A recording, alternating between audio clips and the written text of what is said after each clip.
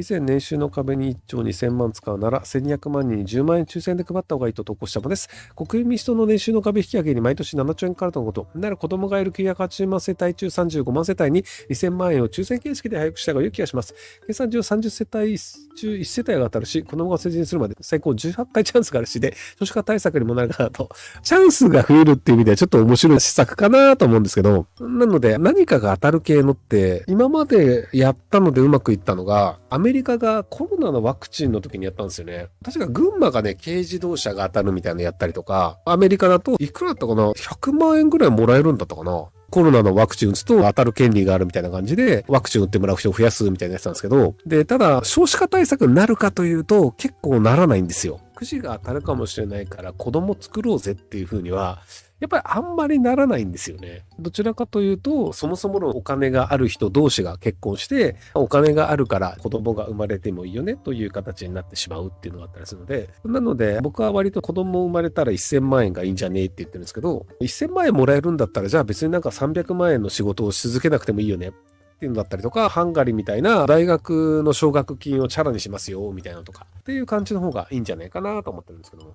ただまあ30世帯のうち1世帯が当たるっていうのは夢があるよね。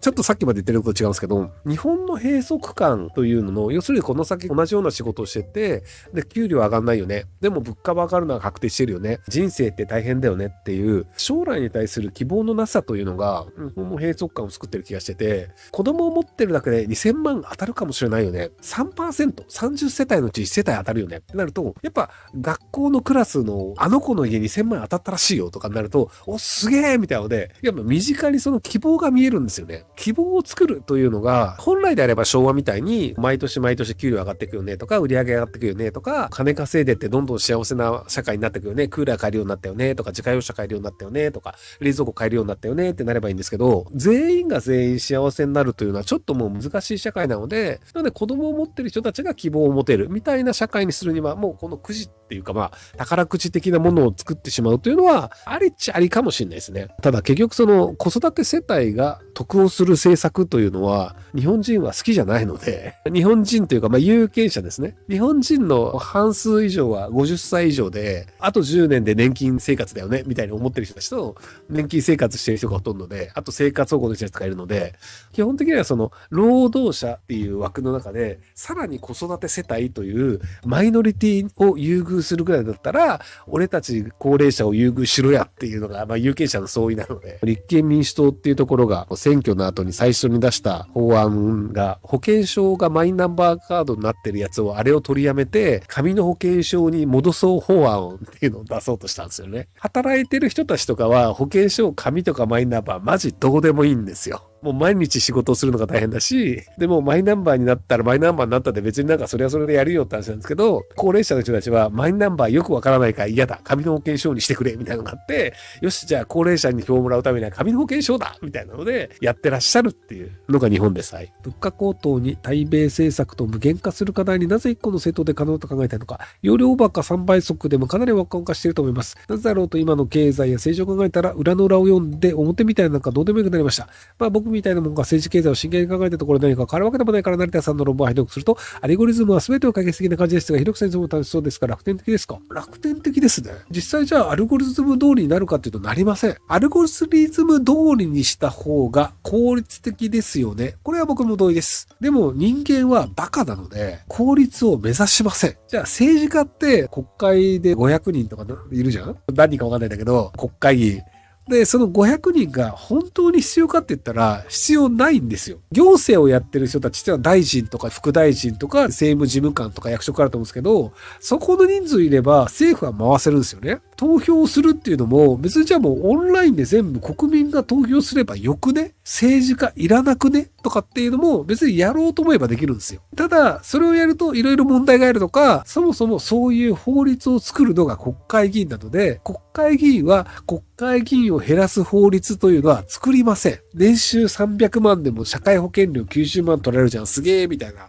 YouTube の僕のショートが再生数を伸ばしてたんですけど、ちなみに政治家って給料だけで年間3000万ぐらいもらってて、文書交通費って言って月100万円ももらえるんですけど、これ税金も社会保険料も一切払わないんですよ。年収300万円の人が1年間働いて90万円社会保険料取られるのに、政治家って毎月100万円税金払わないし、社会保険料も払わないお金が手元に入ってくるんですよ。1200万円分。政治家だと毎月100万がそのまま全部手元に入れていいよっていうくらいの特権階級で、それはやめたくないでしょ。なので政治家というのはやめたがらないので、赤坂の宿舎とかもね、すごい安く住めるんですよね。2LDK か 3LDK かなんか数万円で住めるのかな、赤坂の一等地に。赤坂見附とか溜池山王が最寄り駅ですけど、っていう感じのいろんな待遇とか優遇があるので、それは国会議員やめたくないよねっていうのがあって、国会議員を減らそうという法案は作られません。その割になんか国会は予算が足りないから金を使うことはできないんだとか、減税できないんだとか言うけど、いやいや、お前らそれなんなんて思うんですけど、でもなんか国会議員が減税できないんだっていうと、あ、そうなんだって真に受ける国民の人たちがいっぱいいて、国会議員が豊かな生活をしている中で、国民は年収300万でもひたすら社会保険料とか税金とか所得税とか消費税とかを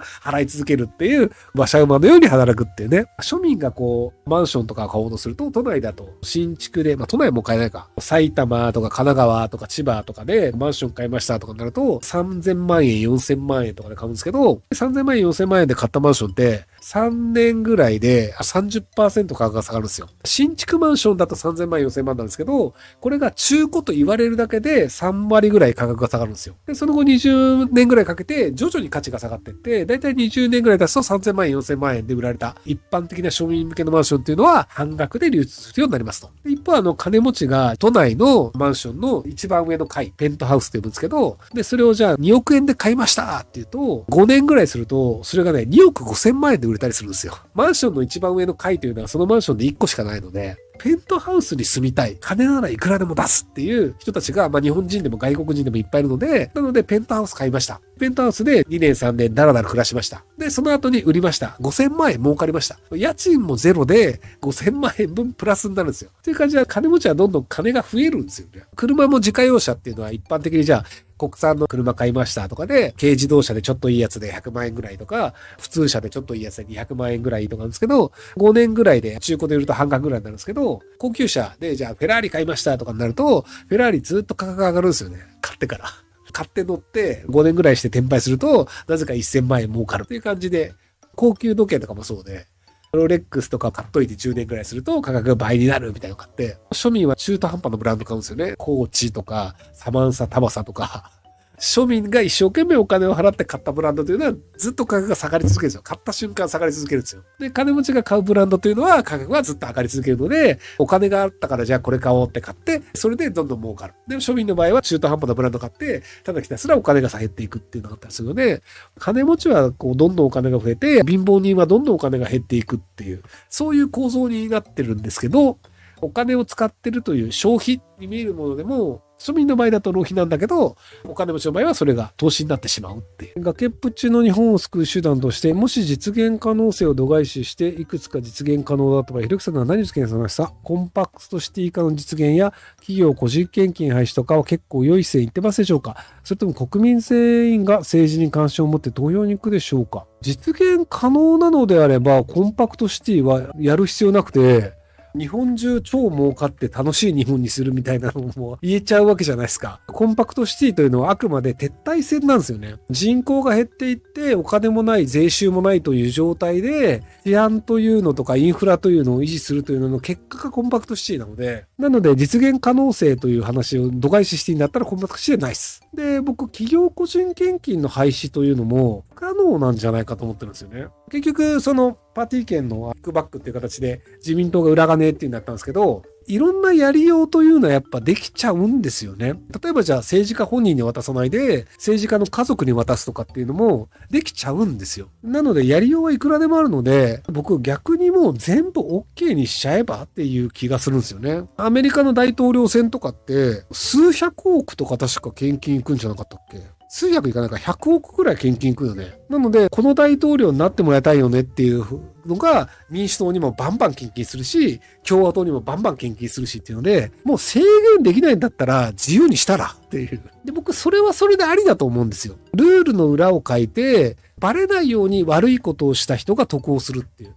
例えば広島で3億円配って、バレて捕まった河合夫妻っていう、元法務大臣の人があるんですけど、法務大臣で賄賂配るのいかがなものかってあるんですけど、とはいえバレて捕まったんですけど、バレないでそのまま政治家になった人いっぱいいると思うんですよね。結局ほとんどのパターンバレてないから、多分、安倍元首相も1億円か。1億円になって渡したんだと思うんですよ。だってバレるんだったらさ、渡さないじゃん。だってバレて捕まるって分かってたらさ、賄賂に使ってよっつってお金渡さないでしょ。っていうのは、もうバレないし捕まらないという過去の履歴があるから、1億円渡すわ、頑張ってねってなったんだと思うんですよね。っていうので、結果として悪いことやってるやつが得をするになっちゃうんですよ。バカ正直に、賄賂良くないよねって言って、一生懸命やってる人は、賄賂やってるやつに負けるんですよ。賄賂でお金もらったら投票するっていう方が多いから、それがあるわけで、賄賂もらっても投票行動変わらないんだったら誰も賄賂配んないでしょ。なので、バレたらアウトっていう形で、バレなかったやつだけうまくいくよねという社会よりも、むしろもう、自由です。もうバンバンお金もらっても配っても使ってもいいです。ただし、いくらもらったか、いくら使ったかというのだけははっきりさせてくださいねっていうアメリカ方式の方がよっぽど健全なんじゃないかなというふうに僕は思ってます。ご視聴ありがとうございます。今回の動画はこちらからの気に入りになります。